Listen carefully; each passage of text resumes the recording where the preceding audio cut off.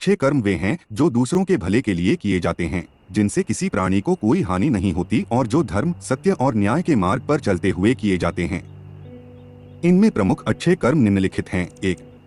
दान, जरूरतमंदों की सहायता करना, भोजन, वस्त्र, धन या अन्य वस्तुओं का दान करना। 2. धर्म पालन, धर्म के नियमों का पालन करना और अपने कर्तव्यों का सही ढंग से निर्वहन करना। 3. सत्य बोलना, सत्य के मार्ग पर चलना और झूठ से बचना। 4. सेवा, किसी की निस्वार्थ सेवा करना, चाहे वह मनुष्य हो या कोई अन्य जीव। 5. अहिंसा, किसी भी प्रकार की हिंसा से बचना और सभी प्राणियों के प्रति दया और करुणा रखना। 6. ईश्वर की आराधना, नियमित रूप से पूजा, प्रार्थना और ध्यान के माध्यम से ईश्वर का स्मरण करना। 7. क्षमा, दूसरों की गलतियों को माफ करना और द्वेष या क्रोध न रखना। पुराणों में अच्छे कर्मों के फल। पुराणों में यह बताया गया है कि अच्छे कर्मों का फल किस प्रकार और किस जन्म में मिलता है। अच्छे कर्मों का फल व्यक्ति को विभिन्न रूपों में प्राप्त हो सकता है। 1. इस जन्म में अच्छे कर्मों का फल। पुराणों के अनुसार कुछ कर्म ऐसे होते हैं जिनका फल व्यक्ति को उसी जन्म में मिल जाता है।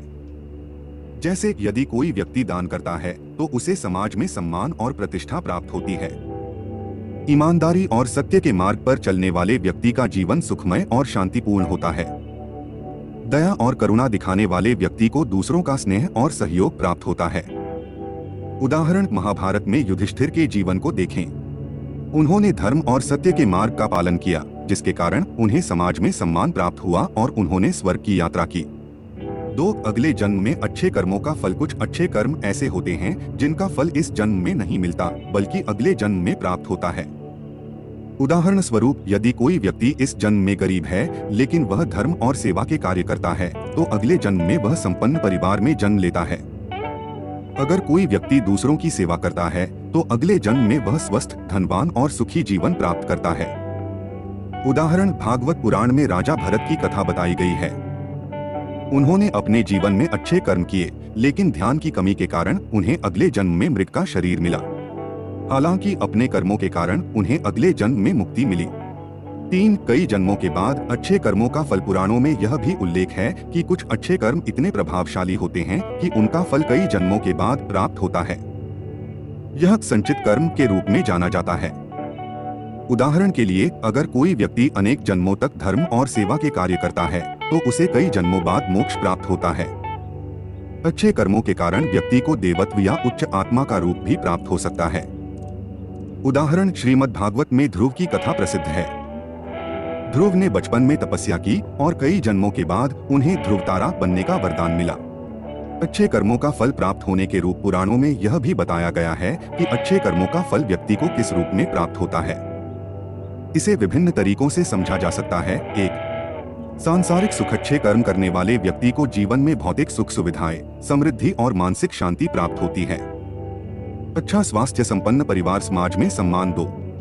आध्यात्मिक उन्नति। अच्छे कर्म आत्मा की आध्यात्मिक प्रगति में सहायक होते हैं। ईश्वर के प्रति भक्ति बढ़ती है। ध्यान और पूजा में रुचि बढ़ती है। व्यक्ति को मोक्ष प्राप्त करने का मार्ग मिलता है। 3. स्वर्ग प्राप्ति। पुराणों में यह भी कहा गया है कि जो व्यक्ति अच्छे कर्म करता है उसे मृत्यु के बाद स्वर्ग की प्राप्ति होती है। स्वर्ग में दिव्य सुख का अनुभव होता है। आत्मा पापों से मुक्त होती है। उदाहरण, महाभारत में पांडवों ने धर्म और सत्य का पालन किया, जिसके कारण उन्हें मृत्यु के बाद स्वर्ग में स्थान प्राप्त हुआ।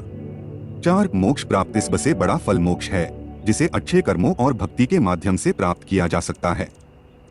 मोक्ष का अर्थ है जन्म मरण के चक्र से मुक्ति।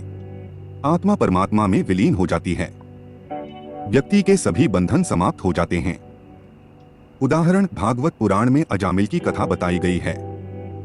अपने जीवन के अंतिम समय में ईश्वर का स्मरण करने के कारण उन्हें मोक्ष प्राप्त हुआ।